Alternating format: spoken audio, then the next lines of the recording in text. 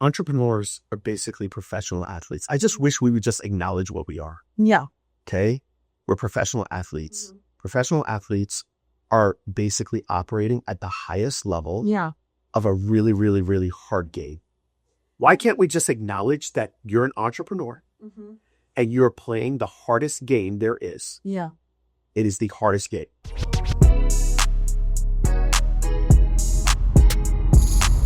This is Secrets for Success. I think that it's always nice to, like, when you have a conversation, like, set the framework, right? Yeah. And we've had honest conversations before, and so, but our conversations aren't frequent, right? Yeah. So, especially with New Year's, it's a nice time to reflect on what you've been and where you're going. Yeah. Last year was foot on the accelerator for me. Super motivated, and still am, by the way. But my husband Max and I always talk about how, when you're gaining that momentum and that accelerator, like, that takes the most energy, right? So if you're in a car, you speed up to 65, and you get to 65, you can coast, right? So this year, my goal is to have a little bit more balance in my life. Yep. Okay. To protect my time and my lifestyle, because my family's important to me, and you can have these kind of fluctuations, and I don't want the fluctuation to be so long we don't have our connecting points in between. Right. So all of that to say, I'm still in this mastermind. I still want to crush it business-wise. I still have my brick and mortar. I have an employee. I did a book last year. I'm finishing my course right now. I have the ideas to do a membership.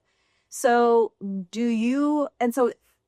how does that fit in my mind? This is my question I'm asking to myself. I might phrase it a little bit differently for you, but I think, okay, how can I still accomplish that and not sacrifice myself and my family for my success? Because that's not success to me, right? But I don't have the answer to that.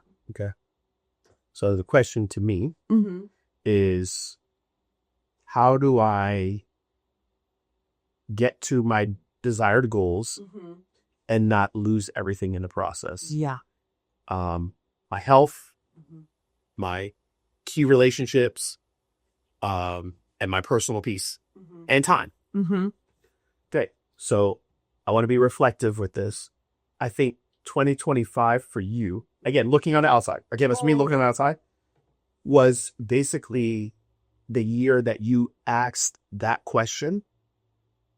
And that is the reason why you did what you did in 2025. So in 2025, I believe you were already asking that question. And that led you to building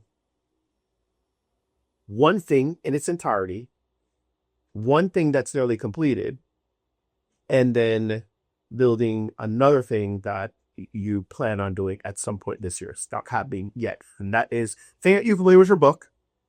The thing that you are on the path completing is your course, your program. And the thing that you probably will complete at some point in 2026 is your membership. So I believe you've been asking that question, whether it's consciously or subconsciously. And so the answer to that, to me, is that you are trying to create things that have value to others that don't physically involve Joanna having to be there. That's the answer. And you've been doing that. Okay? You've been doing that. Now, there is a second part to it, and that is, how do I get people to buy the things that I want to build? And I want to build these things, and I want people to find value in it, not just because I feel like it's valuable, but I also need to make sure that I'm bringing value to people so that I can be there for my family, so I can be there for myself, so that I can have a lifestyle mission and a lifestyle business. And I actually think you're doing it. I believe you're doing it. Now, how do you create the boundaries for you to continue? Because you're not there yet. It's not like people are buying all this stuff, whatnot. It's not that hasn't happened yet. So how do you now create how do you you built a lot of stuff and it took work, took a lot of work, but now how do you continue to build on that momentum but not like Burn out. burn out in the process? Okay. So I think there's a couple things. I think number one is you have to be intentional. You have to be proactive and not reactive. And you have to have structure. And I believe that freedom comes with structure. Okay. So you have to decide how much time you are willing to give to the different parts of getting people to the products that you're building, which is what we did this weekend. Content, not just content, conversations, being on stages. Like, you have to make a decision on how much am I willing, that feels good to me. How much time am I willing to allot to this on a monthly basis, on a weekly basis, and if it's something you want to do on a daily basis, then that's fine too. And that's all you need to do. That makes sense for my current life.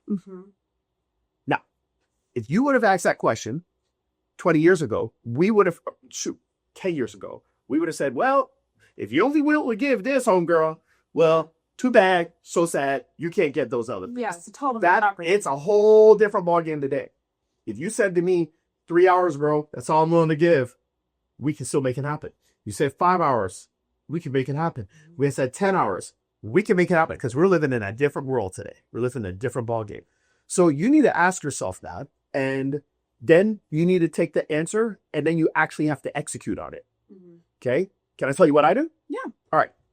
So my situation's changed. Yes. Dramatically. I never thought I would be in the predicament that I'm in right now.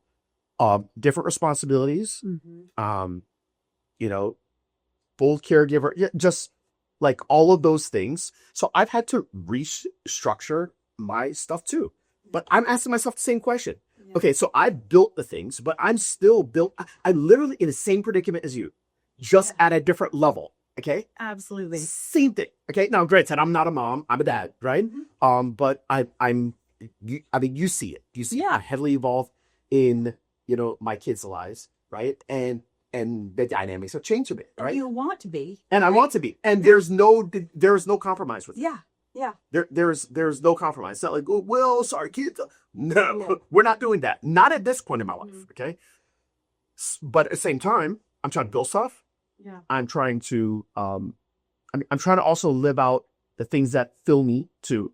But I realize I don't want to do it all day and night. But I just have to figure out, okay, what do I need to do? Right? Okay. So here's basically how I do it, right? I know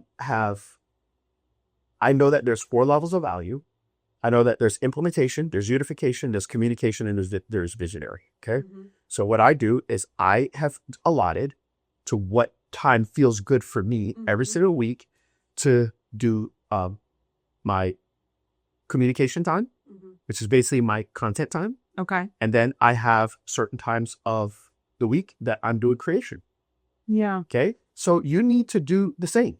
All right. Your creation time is a time that you are going to finish out your one-to-many program. Your creation time is going to be time that later on in the year, when you are getting feedback and data from people that are in that one-to-many program, that will give you the data and feedback that you're going to need to create your next one-to-many program. Because this is not going to be like, hey, once I create my course and my membership, it's all done. No, it ain't. Yeah. Okay. It's gonna, but you just do it within the time that you allot. Yeah. Okay. So you're going to have your creation time. Your creation time might be 2 hours a week. My creation time for me is 4 hours a week. I have 4 hours a week for creation. Okay. So for you, like right now, I know right now I can't visit you on Tuesdays. Like Tuesdays right now are non-clinic days for you. Yeah. Okay. All right. So maybe your creation time is 1 hour a week. Yeah. All right. Maybe you're going to do an hour on Tuesdays. I mean, I don't know. Like whatever makes sense for you, right? I know you're busy, and I know your clinic is swamped or whatnot for the days that you're there. So maybe, you have an hour or 2 hours on a Tuesday. That's your creation time. Okay. All right. I also know that I need eyeballs on the things that I do. And that never changes. It doesn't matter if you're Greg, if it's Joanna, just getting started with a new endeavor. You need eyeballs. That's why the hell we were here this whole week, right? So I know that I have my content time as well. I know that we'll have waves like this, like what I just did with you guys. I did for myself on Wednesday. I'm sorry, on half day Tuesday, all day Wednesday, right? So I do that. I do that once a quarter. Yeah. So you kind of have that with me already, right? So you just did that and that's cool. But then I also have time in the week that is going to be my content time.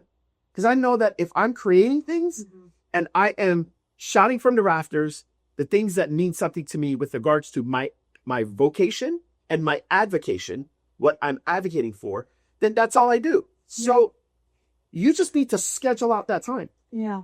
If it means something, you'll schedule it. And honestly, Joanna, I don't want to try to belittle this or make it. No. That's it. Yeah. That's really it. Like, are you okay with doing that? And then sticking to it.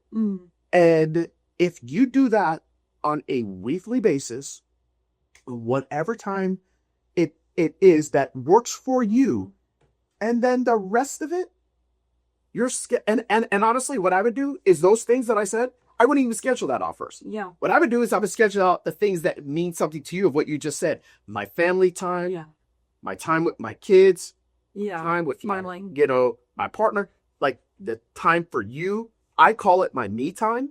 Yeah. My mat time, my magic time, which is what I just talked about, right? And those are my main things. Yeah. So I've got my me time. That is my time for me to personally be. It's for me, it's for nobody else. So my bike ride in the morning over to that's my me time. First, yeah. That's my me time. So feel that, yeah. Okay, when I am, maybe after everybody, maybe I will, maybe I won't. But I know that I've got my me time scheduled. Yeah. My me time is scheduled, and I've got it in. That's for me. Yeah. Okay. Then I've got my mat time. That's my messing around time. Okay. So that's my time that, hey, we want to go to the ice cream shop. We want to go over here. We want to go there. I can do whatever the hell I want to do in my messing around time. If I want to sit and I just want to veg out and watch, we're probably going to watch the All-Star game, me and my son and whatever. Like, we'll just watch the All-Star game and have a good old time. Okay. That's my messing around time. Okay. And then I make sure that those things are like, I don't need to have it scheduled of what I'm going to do. I want to have space that I can do whatever it is that I want to do during those times. Okay. That should go on the calendar first. And then my other stuff, we fill it in. So for people like me and you that want to create a lifestyle business, that's what it looks like. It's that I'm prioritizing what means the most to me first. Yeah. It goes on my schedule. I'll work around all this stuff. The match of time could be what you're doing at clinic. The match of time could be, hey, I'm trying to build other streams and other value adds outside of the clinic. You put your other stuff around that. And then that's it. And you just stick with it. Basically reverse engineered from what we've been taught. Yeah. Things have been taught to put work first, schedule that because that's inflexible, and then you fit everything else in. Yeah, that's if you're not an entrepreneur. Right. But we are. Well, yes. But we can do that. Yeah. But the mindset, sticks around. You unlearn something. 100%. 100%. And it's hard because you've been trained and indoctrinated to that. And this is the thing. If you don't fight this, then what will happen is you'll always be in a battle you'll never win. Yeah. You'll be in a battle that like you're doing stuff with your kids and you're feeling this guilt that you should be doing stuff for your business. Yeah. Then you're doing all the things for your business and you're like, oh my gosh, I should be at this thing with my kids. You feel like you fail at everything. You feel like you fail at everything. Yeah. Right. It's because when we're scheduling things and doing things in a reactive manner based on, then you feel like you don't have control of what the hell it is that you're doing. How do you feel proactive when you've got kid stuff just comes up? You know what I mean? Like, talk to me about that for a second, the proactive versus reactive. Are you talking about proactive as means you're scheduling out your lifestyle stuff in terms of your partner and the me time and the mat time. Is that the proactive part? That's the proactive That's part. the proactive part. My me time is Yeah. non-negotiable. Yeah. I'm sorry, but from 6:30 Yeah. to 7, there's no way, and I don't care if you give me $1 million. Yeah. If somebody offers me something at 6:30 in the morning, I'm not taking it, Yeah. because that time is my me time. Mm-hmm. That is for me. Yeah. Nobody can bother me. Nobody can talk to me. Mhm. Nobody can, anything that I do. It's not that I won't talk to people. Yeah. It's just that that I'm not starting anything on my schedule until 7:30. So that's going to be my me time. Mm-hmm. And then, yes, I have my messing around time, Mhm. and I'll have that throughout the day as well. And it's not that I'm being inflexible. Yeah. It's just that there's certain things. It's called boundaries. Totally. It's just called boundaries. And things happen. But if you don't stick to that and you say, well, no, work's got to take precedence over everything else, and you have your own business, then, man, we got to ask yourself, what the hell are we doing? Totally. And I think that, one of the things that popped up for me also this year is just related to burnout, related to lifestyle and boundaries is your mindset, right? Yeah. So have you noticed that your mindset has altered at all in terms of, and maybe you have something every year that you do it, a different mantra or whatnot, but as an entrepreneur, you set these goals, but then there's a goal right after, like, it's never done. So, like, how do you, because you were talking about how, hey, guess what? I'm in the same predicament as you. Yeah. It's just a different level, Yeah. And a slightly different perspective that I have. Mhm. So how does your mindset, do you ever feel like, oh my God, I just wanted to be done. I thought I would get here. Yeah. That's a great question. As an entrepreneur, we are wired like that, Mm-hmm. right? Entrepreneurs are basically professional athletes. I just wish we would just acknowledge what we are. Yeah. Okay. We're professional athletes. Mm-hmm. Professional athletes are basically operating at the highest level Yeah. of a really, really, really hard game. Why can't we just acknowledge that you're an entrepreneur Mm-hmm. and you're playing the hardest game there is? Yeah. It is the hardest game. It is this game where the way you win the game is you win the game by giving value to people on something that they want in return for something that they have that we want. Mm-hmm. That's the game. And the game is freaking hard. It's hard. And the It's game always never changing. ends. It's just like a professional athlete. Yeah. You win the championship. Yeah. What do you think? What happens at the parade? What does everybody say at the parade? Back to back, baby, next year. Sure. It's the same It's thing. true. It's the same thing. And We're watching the Winter Olympics right now. Yeah. What happens? This is the game. What happens when the person we're rooting for gets gold? yeah. Right? Thinking, what's one of the first questions they ask after they Are they going to be able to make it to the next You're going to Olympics? be able to make it in 2020. That's what we do. Well, I will tell you, like, it's not that much different from when I was doing CEUs, because I'm just like continually Right here. You will learn. So why is that the case? Why is it? You want to know what's the case? The reason why that's the case is because you're human, Yeah. and you have a growth mindset. You're constantly asking yourself. Now, here's the deal. There's nothing wrong with that. Do you let it consume you? It's true. I also think it has to do with expectations, like how attached you are to expectations. Right. Later you go, oh, I thought I was going to be here at this point. So that is the part. Yeah, I think, okay, so let's talk about that. I think you have to be very, very, okay, let's shift gears because I want to deal with that. I really believe that the people that win Yeah. the biggest Yeah. in any endeavor, whether it's sports or it's entrepreneurship, or what they have figured out is enjoyment over outcome. Yeah. Yeah. Okay. That's what they have figured out. That's what I figured out, Yeah. right? I have figured out enjoyment over outcome. The majority of goals that I set for myself, I don't make. Yeah. I don't. But there are so many people, and by the way, the majority of goals that you set out, Yeah. you don't make either. Yeah. Okay?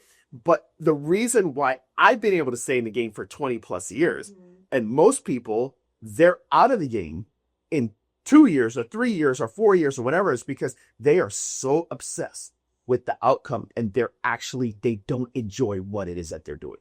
They're so locked in to, oh my gosh, I said I'm going to hit this goal by this time. I didn't. And because that was truly what they wanted, they don't enjoy, and they're not really enjoying the game for playing the game. They're out. Yeah. I so appreciate that, because that is the way that I've operated in life almost my whole life, right? It doesn't mean that I didn't stay with commitments because it wasn't joyful, Right. But the rejuvenation that I think that you get from the enjoyment of the process, it outweighs the challenges that you feel during that process. So essentially it increases your resilience, right? And so this is helpful for me at this time, because I think I really need to challenge the repetitive perspective or perception, underlying subconscious perception that I'm like, oh, because I like to be a linear person. Oh, I set this goal, I'm going to go down this path, and then I'm going to go down this path, and then I'm going to path. And to me, Joanna, the goal is only the goal is really pointless. Yeah. In many ways. Okay. I'm only using the goal to ask myself, am I actually doing behaviors that are in line with the goal? Okay. But I'm not using the goal as in, if I hit the goal, I win. If I don't hit the goal, I lose. I think that's how most people are doing it. Yeah. Yeah. So let's talk about that. So, let's just say I want to make $5 million. Yeah. Okay. Let's just say I have a solo practice. Mm-hmm. Okay. And my solo practice just involves me. I have one admin person that works 20 hours a week. Mm-hmm. I'm making $200,000 a year. Mm-hmm. I want to hit 5 million because I created this goal of hitting $5 million. Can I continue to have a solo practice and have one admin and hit 5 million? Absolutely not. Absolutely not. So if I want to hit 5 million, can I have 2 admin and me work? Can I do it and get 5 million? No. Okay. If I have 2 admin and I have myself and another therapist, can I hit 5 million? No. You can't. Yeah. So when I'm like, well, how the hell am I going to hit $5 million? Because that's a goal I created. Yeah. So what that would make me realize is that, there's no way in hell. I mean, look, I've had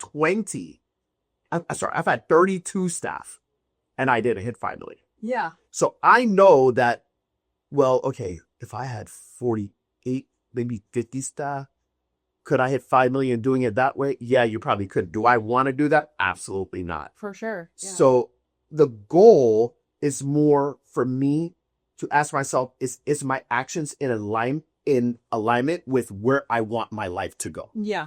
Is 5 million going to make me happy or make me what? No.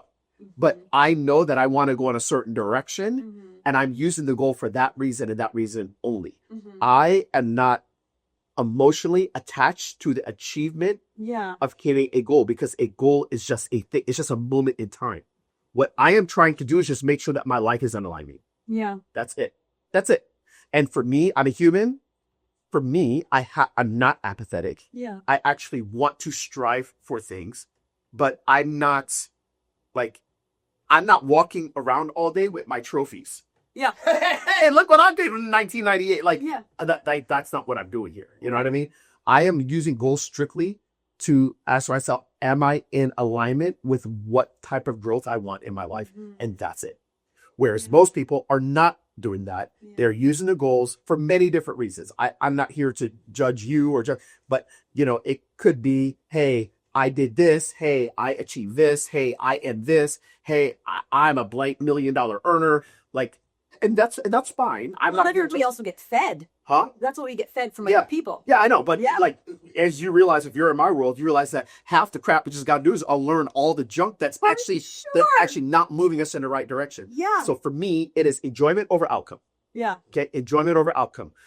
I do like to play games. So I am aiming for for moving in a certain direction, Yeah. but I just want to make sure that I'm in alignment. Yeah. I want to make sure that I understand it's going to be tough, but I'm enjoying what it is that I'm doing. Yeah. I personally like work. Yeah. But I also like other things in my life. Mm-hmm. I want to make sure that I am not doing things that are not in alignment with where I want to go, but I am not focused on a goal per se in a certain period of time. That's just a recipe for disaster. It's a recipe for disaster. It's cool to just let you know, hey, am I using the vehicle that I need to use in order to live the life that I want to live? Mm-hmm. Yes, cool. All right, let's keep on doing it. Yeah. And then I just reassess every once in a while. Yeah. You know, okay, I'm doing good. I like this. Okay, great. And then there's sometimes like, whoa, where the heck are we going here? Yeah. Right. And then I just have to reassess And to me, if you don't do that as an entrepreneur, then what the hell's the point? Because it's hard. Yeah, I think in my verbiage, it's just like, I want to have fun along the way. Because you know what? We're here for a short amount of time. Yeah. If it's not fun, what's the point? Right. Yeah. So for me, that's how it is too. Everybody, what's your ideal of fun? That's the big question, right? Yeah. So for like for me, doing this weekend, people would look at his work, but for me, it was fun. Yeah. Right. Like, look at what we did in the middle of a Sunday. I didn't have to do that to bring you guys over there, but like for me, I know, kind of like for you as well. Like, I know seeing the water, but just give me that little extra pep. You know, it's like, I feel good. You know, right? Being able to share that with you guys is great. That's fun.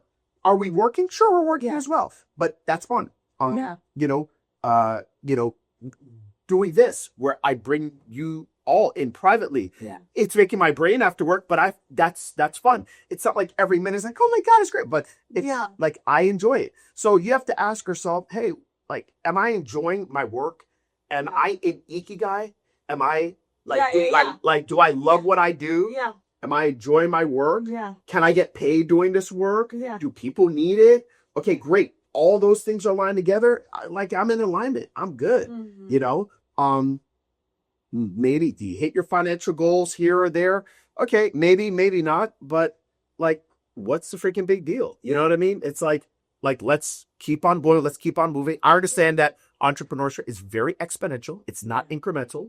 I understand how this works. I understand that every day I have to behave in incremental ways, but I understand that the ascent can be very sporadic and it can be and I get that.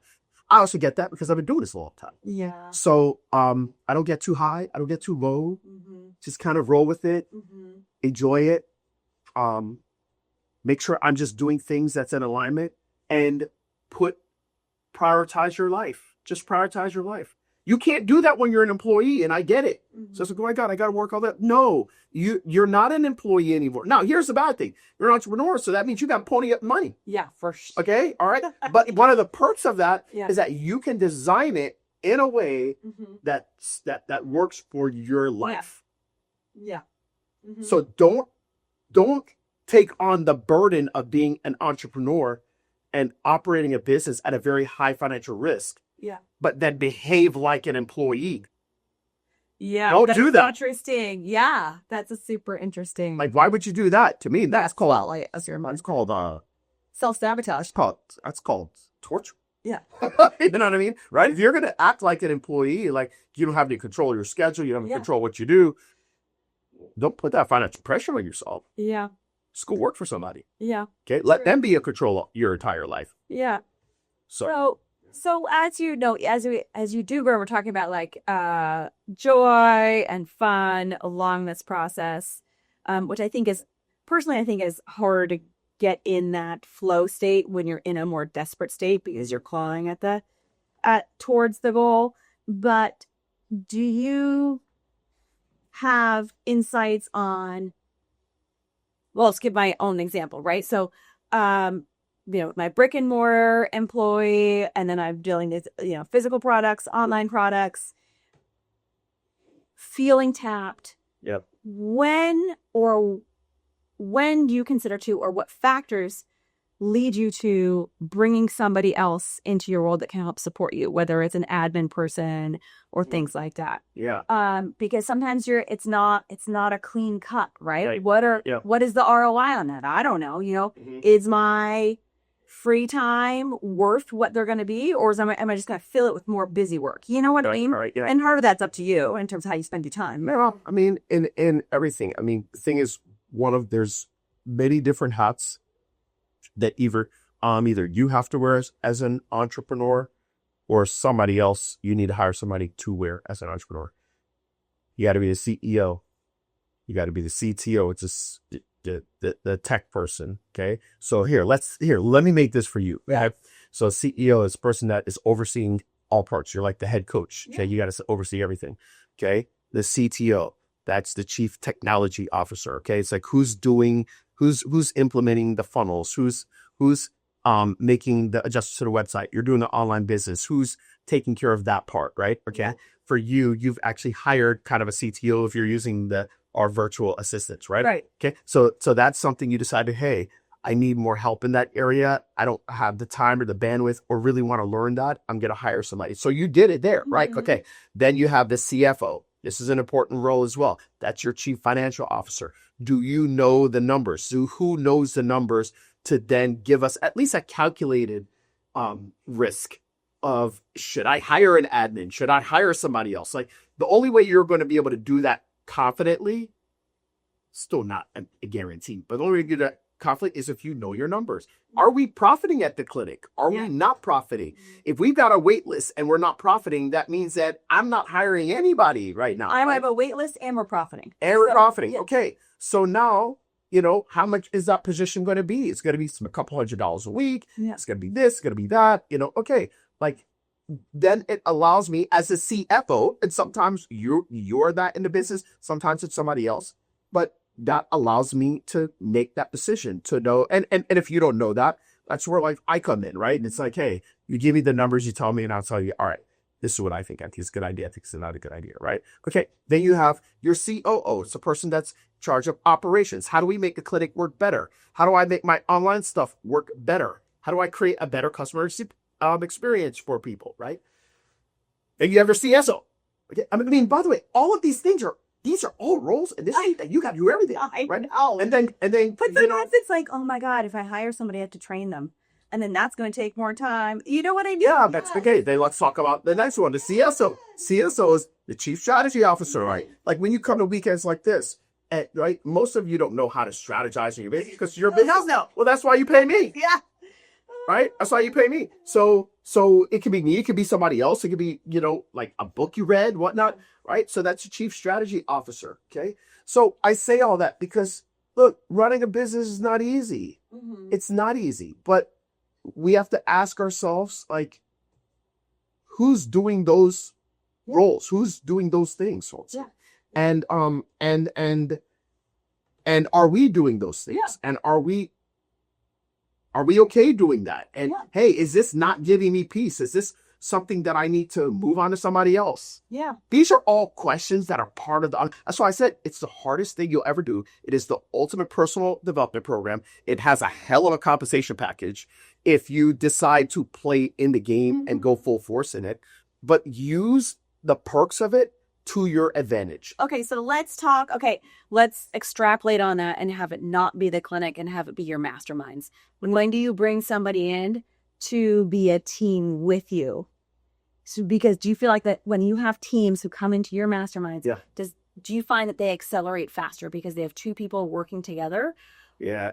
Or not? Does it just totally depend on the relationship? It depends on the relationship. Okay. I've seen it all. Yeah, I'm sure. This is why I'm asking. Okay, so who are you talking like spouse partner? You talking? Oh no, it could be anybody. But you're being an employee, or you're like, okay, so I want to grow, I want to level up, but I need somebody else to level up below. One of the biggest things in a mastermind is that I would never bring and this is, I've had a lot of people, right? Yeah. Okay, I would say for an employee, I would never bring them in unless they are putting up something late. Never bring them in unless they're putting up. Yeah. Mm-hmm. You see, okay. so skin in the game. Okay. To come to something like this. Okay. So if you're paying tens of thousands of dollars to be at something like this, and the employee wants to come, make them pony up. Mm. They don't pony up. That means that they don't value it. Okay. Another thing too is them hearing from me You're paying for them to be here. And then you're learning from me. Yeah. And they're learning from me. Yeah. No. Okay. Only if they're ponying up should they be learning from me. If they are not ponying up, you need to learn from me. And then you need to teach them. I have seen it so many times. And I've seen owners bring their employees in, which I have no problem with. Yeah. I have no problem. They bring their employees in and their employees don't respect it. They come in. It's almost like I have either A, have to be there, they feel forced, or B, you're empowering them now. And what happens is that sometimes it could go in many different ways. Most of the time, it's always bad. Okay. It could either be, it could either be, I've had some where they brought their employees in. Now their employees, they've never had to pony up anything. And now they've learned, here I am pushing entrepreneurship. This is so great. Look at this one. This one makes this, 600,000. This one's making 2 million. This one's making this. And they're like, damn, I want that. Yeah. So they go out. So then they go out on their own. Right. Okay. Having no idea that they have never experienced the other side of it. An entrepreneur is someone who owns and operates a business, but does so at a very high financial risk. Yeah. So they're only hearing one side of it and they get foolishly empowered without understanding the last part of the definition. At a high financial risk, we invest at a high financial risk. And then the employer is like, damn, what the hell just happened? Okay. Because they didn't understand the high financial risk because they've never risked anything financially. They just were given this. Yeah. Not a good idea. Yeah. It's not a good idea. So yeah, you got to be careful with that. You have to be careful with it. Also, I think that it's important that people respect you. I think it's important that people respect you. And I'm saying something and I'm talking to you, or I'm talking to Jillian, or I'm talking to this person or that person. You need to take it and then you bring it back to your team. And to me, that's the value of being the owner, the leader, is like you're now taking what you've learned and you're piecing it on how it makes sense for them, because employees operate a portion of the business. They don't need to know all the other stuff. Yeah. So keep it in mind. I think that where this question comes from is one of my perceived weaknesses is delegation. And I think it comes from learned behavior of perfectionism and do everything. I'm working really hard, feeling like, and seeing where you are compared to the field, and you get reinforced because you have success because of their work strategies. With that, what has helped you academically doesn't necessarily help you in an entrepreneurial way. Right. Yep. And so understanding, okay, where do I need to flex? Where do I need to give in order to allow growth? Right. And so I'm trying to think of all the different ways, right? Is it admin? Is it, bring somebody else into the clinic so then, somebody else can move up and somebody else can move up. And so you're kind of building from the bottom. I'd rather you do that. Yeah. I'd rather you bring somebody and I'd rather you learn how to strategize, how to look at your business and look at the pieces and say, what is a chess move I need to make? Yeah. And then go invest in getting the right key component that you need for where you're at right now. Yeah. Than bringing somebody here to just be one more person that doesn't have the skill set of strategizing it, now comes here and now is learning something that honestly you should be doing because it is your thing. Right. So so I just feel like, I mean, by the way, it's just not smart for me to say if I was looking at it from a selfish standpoint, bring them all. Yeah, for sure. But I've seen a lot of these employees become eventually my clients. Yeah. But they split off. Yeah. And I just think that that's not where you need help. And I think you don't need help from that person to do strategy. You need help from people to implement and execute out the things that you need to implement, execute out in the business to run the business so that it could free up more time for you to do the other things that you need to do. So. I think that analogy of a chessboard, it's a great analogy because there are so many pieces and the pieces have different moves. Right. So knowing me and knowing my clinic and my situation, what is, and you know that I'm already doing physical products, the online products, what I have planned. Yeah. What is the chess piece that I'm missing? The chess piece that is it what you're missing, but if you want to add one more leverage point, you are making money in your clinic.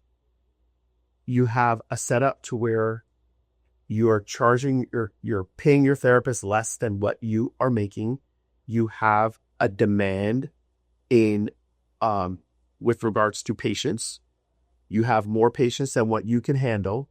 If you brought in a therapist for an allotted certain amount of time, if they're seeing patients, you already have the space, you would be more profitable. Okay. So if there was any move that I was going to make, I would be making the move to have another fulfillment person in the form of a therapist see clients. That's what I would. Okay. If I was doing it for the clinic. Yeah. Okay? All right. I know that that's not an easy thing to do. I know that it's hard to find, clinicians, but if there was one move to make, that to me makes more sense than bringing an admin person or, whatever.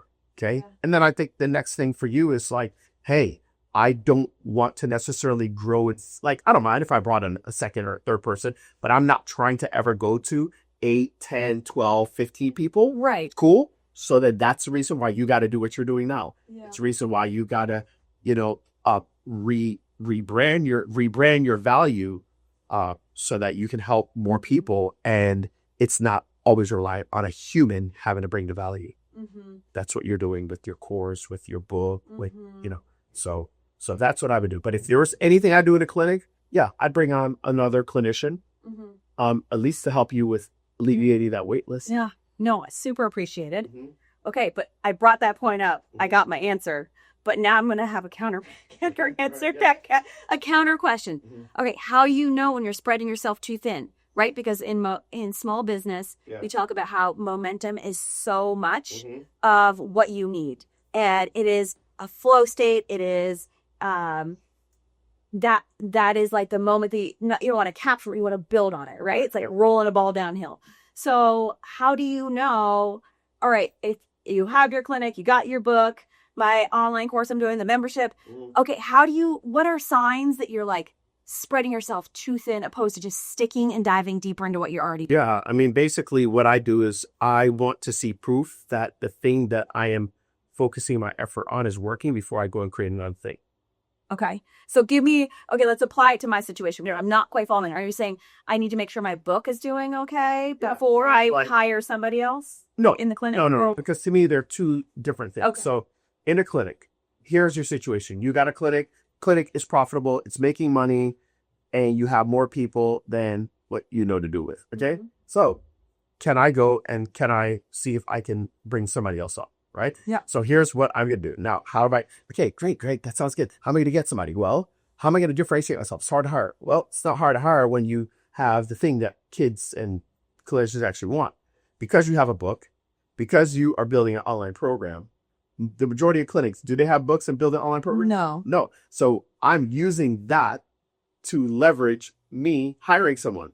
How am I doing that? Because if I hire someone, or if I try to hire somebody today, and I say, hey, listen, what it makes us different with our clinic is that we give you however your comp packages, but basically we allow you here to be able to have a limited income stream, and you don't have to work more. Which I know that's what most people want. Yeah. How do we do that? Well, I actually wrote a book. I'm creating a course program, and I would even be not opposed to you creating something that could bring people value after our clinic hours. Yeah. That they could consume, and it could go beyond our geographical location. So now I'm using what I'm doing online to be able to actually make it easier for what I want to do in a clinic. Speaking of which, so, okay, let's go down this path for a second, hypothetically. So that person comes in, or you have a current employee that's interested in that. Talk to me about the splits that you would recommend in terms of income and how you would do that. Somebody writes a book, somebody creates a course. Yeah, so if they build it. Yeah. And so they build it, that means they have the product. They built the product. Yeah. I built the audience. We split 50-50. Okay. If they are like, this sounds amazing. Yeah. I would love to do this. Yeah. can you help me? Yeah. No problem. I will help you in whatever way it deems, whether it's resources, it's Yeah. money, it's time, it's Yeah. mentorship. I get 75%, they get Yeah. 25%. Okay. That's it.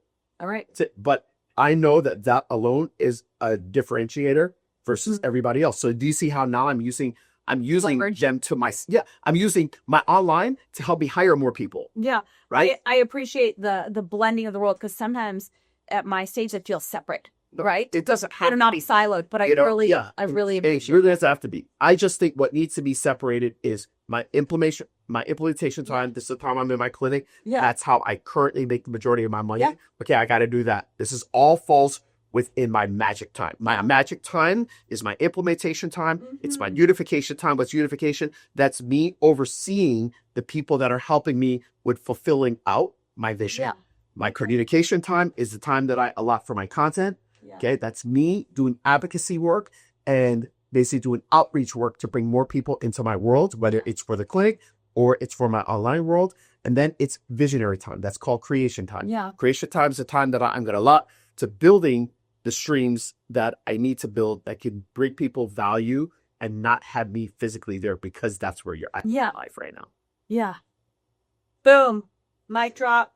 Brittany told us to stop. Okay. I have so many questions. Okay, well, let's see. No. Yeah. I so appreciate your time. Thanks for going down the flow with me in terms of Does that make sense though? Oh, absolutely. And it's because we don't get to dive into a lot of this stuff in the masterminds about the blending. But this is where like personal. Okay, so this though is what is different about this year of the mastermind. So what you for basically the same price. Yeah. We give you guys 3 events, which I think is freaking killer. My brother said, "You're so fucking stupid. I'm giving these people all this shit." I'm like, I don't hate it. I'm all rich. I'm good. So I was like, Tagging's everything. I'm so happy with you. He's like, bro, what are you doing? It's like so I said, bro, I'm in a different situation. Yeah. Okay. Honestly, I said, these people, okay, I might not be making any money from the vessel, but a lot of this shit costs so much money to do, bring in flights, all this stuff. Hey, we're booking out flights for people for $1,000. Yes. So you can do that all the Airbnbs, whatnot. Yeah. But also, I'll tell you something. You guys saved me. You guys saved me. If I was not detached from you, this whole thing would have been shut down. So it saved me. It saved me. It made me do something that was very difficult to do. And I think if I wasn't as attached to not only my team and you guys, it saved me. So I owe it to you guys. All right. So that's one thing. That's one thing. So this year this is your first event of the year. You're going to be doing 2 strategy events. Strategy events is basically everything you were just asking.